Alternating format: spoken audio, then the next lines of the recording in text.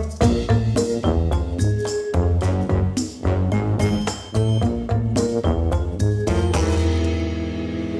everybody, welcome back to the Dice Tower. My name is Zee Garcia. And I'm Camilla. Today we're taking a look at Discordia, which is a game from Iron Games in which you are trying to get rid of all of your workers.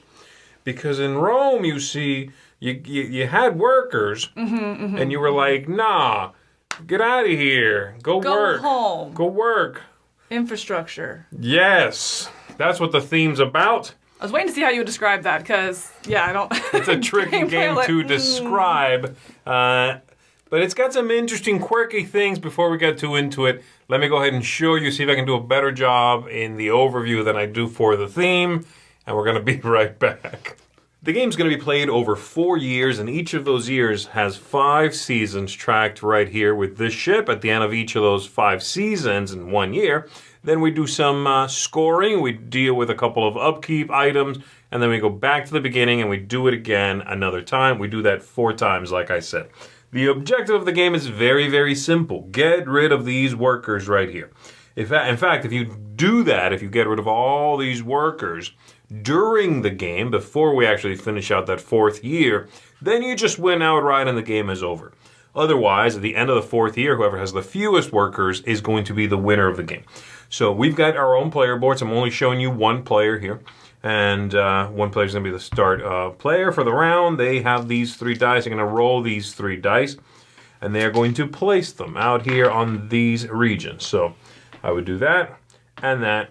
And then I am going to select one of those dice. Selecting that die is going to let me take one of the actions below, which would be anything printed on this tile. And these are set at the beginning of the game randomly, okay? So it would let me do any one of these actions. It would also let me take any of the tiles below that die. This is a setup for 2 players for the counts of things. So I would do that. And then I can also use that die for a bonus action if it happens to match a tile I have already. So for example, if I happen to already have this tile right here, then that yellow 4 would let me do one of these things, and then I could also use it because it exactly matches this to place some workers out here on this tile. I'm going to remove that die and place it here, and then every other player gets to use one of the dice that's left without taking it. So everybody can do blue, the blue 1, for example. Once that's done, then this ship is going to move along. I give the dice to the next player. They roll all 3. They place them all, and then they will take one away, and everybody else gets to use one of these, including me now, because I'm no longer the start player, the one who rolled. So there we go. A couple of other things. If you choose a die from where the ship is, you also get the bonus shown right here. And that's going to obviously give you some little benefits. So what are these abilities? Well, let's go through them. The shovel right there lets you build. You can build any one of these, or you can build one of these to extend 2 tracks that I have right here. I can put these above them, or I can extend my playing surface here with one of these. So for example, if I buy this one with the shovel, I can put it right there. And now I can have another building sitting atop that. The buildings cannot go on the blank area. They need to have this below them. And then I can put a building on top of that, much like I did right here already. All right. The stars gives you more of these stars from that supply, and they are going to, with another action, be placed on this track and in this track and give you bonuses and so forth. And then these, that one, that one, that one, that one, they all basically mean put workers on a tile of that color. So if I activate, say, this one here by choosing that die, I get to put 1 blue worker in this spot right here that takes blue workers. Must be that one first. Next time I do it, it'll go there. And then next time I do it, it shows a gray character, so it could actually be any color in there. And that tile is now filled, all right? This continues. This symbol right here in the 6th column lets you put a star there and get a bonus, and so on. Every time you see that symbol or you see that symbol, that means place a star here or here, moving your way up.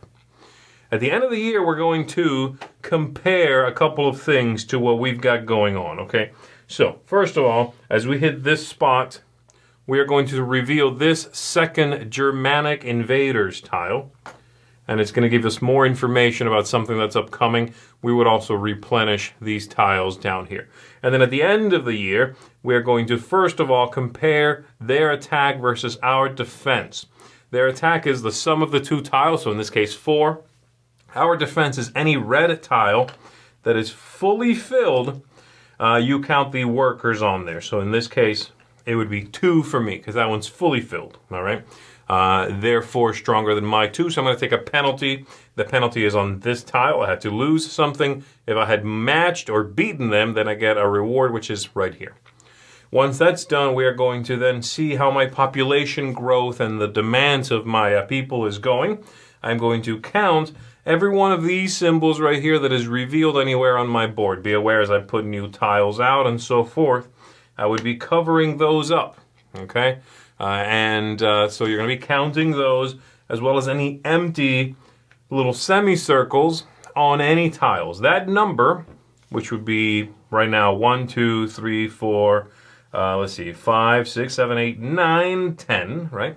I'm going to remove from that number my aqueduct. My aqueduct is going to move up on this track as I trigger those abilities. There's one right there. So if I covered this up, that'd be good. I both get to remove one of these and move up the aqueduct. So let's say I'm at 10, and this is -2, so my total is actually 8.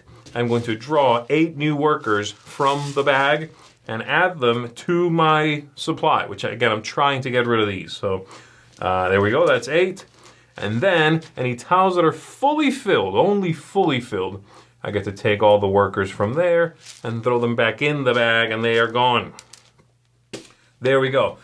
Once that's all dealt with, we do a little upkeep where we clean the top line, we move these up, we replenish all of these, and you get back your modifiers, because once you use them, you flip them face down.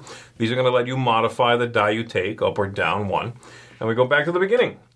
We get rid of these tiles, we reveal a new one in this location, so you see at least half of the attack that's coming, and we do it again. There's a few other things out here. These special tiles here you would take if something says you get them, like this spot way up here, but also if you build 4 times or 6 times, you get one of those. These tiles over here just simply have conditions, and if you qualify for them, say I've moved up my aqueduct all the way to space 8, then I could take this, I would flip it, and I can put it over here and cover up that location. Anything I cover, again, gives me a bonus. In this case, another one of these stars from here. Plus, I'm getting rid of one of those symbols, which is good. So I would do that. And then there's also some tiles up here that would go above my port and give me new abilities and new locations. So some moving things, but generally the flow is roll those dice, take them, take an action or a tile from below that, and then if the die lets you do something above and beyond that, you can go ahead and do that and go through all 4 of those years. At the end of the game, like I said, whoever has the fewest workers is the winner, or if you run out of them during the game, then you immediately win, and that is how you play the game. All right, everybody, so there you go. That is Discordian. That's what you're doing. And right away, I got to say, I think it's a really... This is not what I expected when I first dug into the game. Now, I was actually excited for the game because I like Iron games. I like some of the previous games they've put out. And I tend to enjoy their design philosophy, the kinds of things they put out. But I don't think I expected this very interesting... No real score, run out your workers, and bam, you win the game. That's your objective, that's it. So, as you said, it's basically a race game. Yeah, it feels like it. It's an efficiency puzzle in which you're trying to be as efficient as possible, take as few new workers as possible, place as many, throw them back in the bag, do whatever you need to do in order to run out. And if you do that during the game, game's over. Done. Boom. I really like that. Otherwise, at the end of that 4th year, then whoever has the fewest, right? Yeah. That's really interesting, and I love a game that manages to take something you expect, something that we've played around with before, and kind of turn it on its head. I really like it, and that was, in my first play, something I had to keep reminding myself of that goal, is because I do feel like it's pretty unique. Yeah. And, this is going to feel like a Euro game as you're playing it, and you're like, but I don't need resource generation, and I don't need point collection or victory points or whatever. I just need to get rid of my workers. So getting more workers is bad. It just kind of I had to keep coming to these things and re-marinating on them to really drive it home and understand the game. Yeah, I agree. It's a little upside down. It doesn't, it kind of takes a little bit to understand. And I will say, I think it takes a full game to probably really grasp how to combo all these things. The game is, in the best way possible, combo-rific. Yes. It reminds me, and I've said this several times to you, of the best aspects of roll and write style games to me. Yes. That feeling of, I'm taking the 4, and so I mark off this box. This says when I mark off this box, I get a bonus star. Hey, my next star gives me a purple flash. Ooh, and the purple flash is... So these things kind of chain. This game gives you plenty of that. Yeah. It definitely feels to me a mashup of some of my favorite elements of roll and write games coupled with the card games like 51st State that you really like, that where, if I build this, then it combos off that, which bounces back that. So it's like if those two had a love child in a Euro setting... It'd be Discordia. in a European Roman setting. Yes. And speaking of the setting, this is a pretty flat setting. It's, you were just asking me a moment ago, what do you call that symbol? Yeah. Because you were going to jot down some notes. What do you call that symbol that is a little guy with a little bag? And I'm like, I don't know what you call him. So I looked it up. And it's infrastructure. Infrastructure, Symbols. and then you have to determine your infrastructure shortage, right? To see how many new workers you get, and it's like, all right. I mean, I get what's happening, but it's so dry. It's such a boring theme.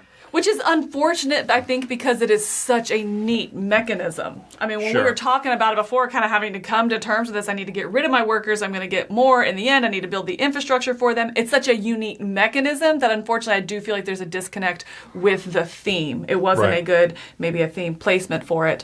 But visually it's really pretty. So on the flip side, it's like, it did, make for some pretty artwork. Yeah, and I think the one part of the theme that works for me is the Germanic attack thing. Like you have these again, invaders that you see coming, and if you're careful and you need to manage it, you can build up your forces to repel them. Yes. And if not, then you take some sort of penalty as you're being invaded, and as you grow on all fronts, you're being invaded. So I like that part thematically. It makes sense to me.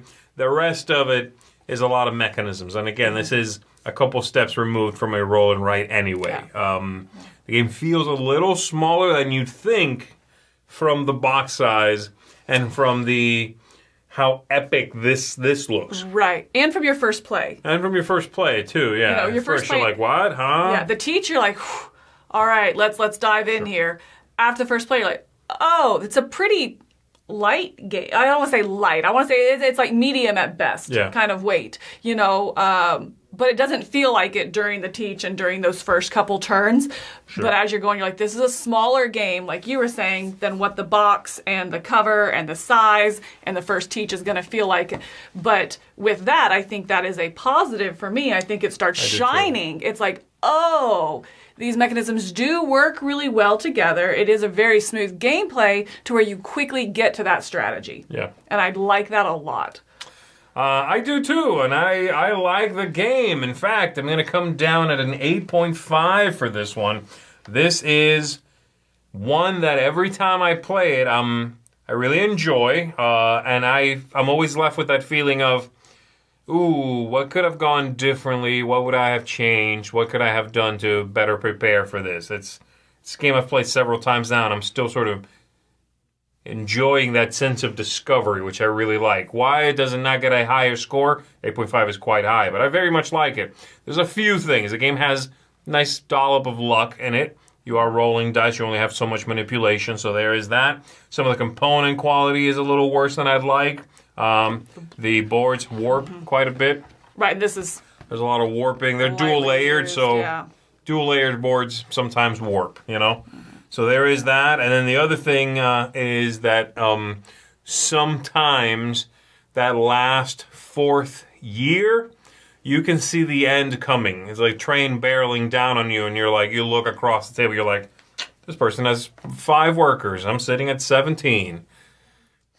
Right. I mean, technically, if they got 5 workers, they should be running them out pretty soon. But you know what I mean. Yeah. It does have a little bit of that feeling of like, oh, I don't think I can catch up. Or maybe like they cleared off their whole board, so they have all those spots available this turn, and you know you don't. And you're like, you definitely should win, you know. Right, right. But having said all that, man, I really enjoy this game every time I play it, and I'm excited to keep playing it, too. Mm-hmm. So 8.5 for me.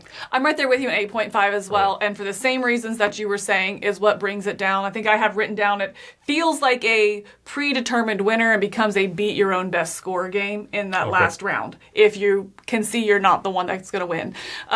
Which... I don't care if I win or lose, beating your own score, that's enough for me. But that is something to know if you're really in it, you know, for that competitive, then it pretty much requires you to play with somebody at your experience and skill level. Sure. You know, because there's not really I'm not going to do the obvious thing I can see because that would make me win and I don't want to make you feel bad. You know, like if you play with someone like that, this game isn't going to work. And so because of that, and then the warped boards just kind of irking me. But I would rather in this game warped dual layer boards like they have than just flat boards. I agree. I think it really elevates the game because of all the different moving pieces that happen here, which I think goes into the variability of the game as well. That's something positive I was going to say is that variability right off the bat is so unique in each round or in each game of it, and it's something I'm still craving for more because I just think it really helps it shine. So for me at 8.5, I really like this game. The more and more I play it, the more and more I see the different strategies in it. You know, are you going to go and repel that the Germanic force? You know, each time you're going to go into that. I played a game where I did, and I did it every time. I had another one where I just completely ignored it, because I couldn't draw any red guys anyway, so it doesn't matter. Yeah. You know, I love that different strategies that you see emerge each time, and it's a lot of fun. So definitely enjoying this one. 8.5, an excellent game. Yeah, it is. It's also got a good solo game, by the way, which I should mention. I enjoyed that as well. So there you go. That is Discordia, folks. That is a seal of excellence from us. 2 8.5s. And that's gonna do it. So thank you very much for tuning in and watching. My name is Zee Garcia. And I'm Camilla. And this is Discordia. Watch out for the Germanic invasion. And the infrastructure symbols. Yeah, you gotta do with your infrastructure. You gotta watch your infrastructure symbols.